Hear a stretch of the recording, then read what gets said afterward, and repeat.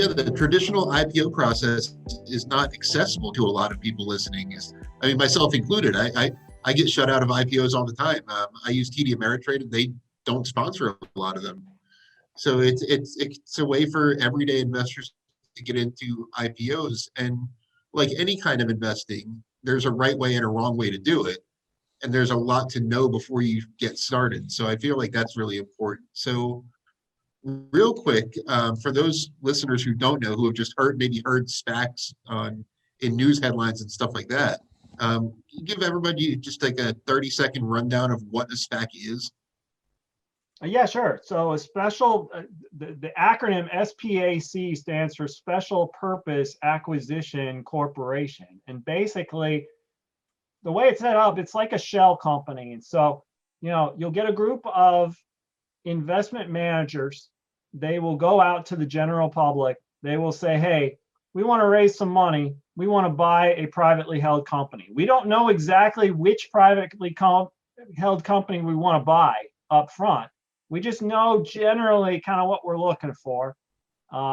If you will give us some money, we will do the legwork. We will negotiate a deal with a good acquisition candidate. Then we'll come back to you as shareholders once we've got that deal in place and say, hey, do you think this is a good deal? Shareholders vote. If they vote to approve it, then the merger goes through. And basically what happens is the way that the SPAC is formed, they go through the IPO process. They list their shares on the New York Stock Exchange, on the NASDAQ.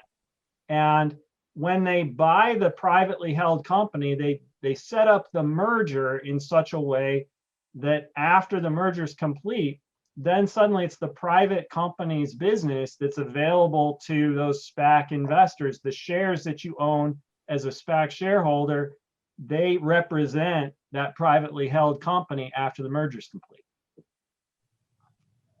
So SPACs can be a little complicated to trade. When they go public, SPACs are generally first brought to the public market as something called units.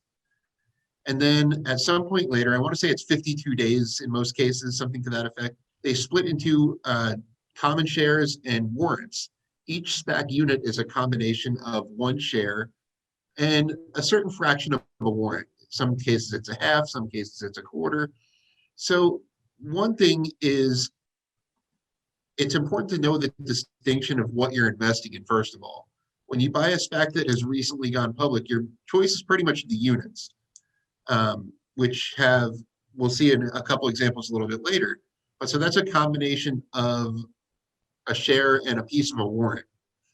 And now, once a SPAC's traded for a while, you can choose, should you just buy the common stock? Should you buy warrants, which are similar to options? Or should you buy the units, which are a combination?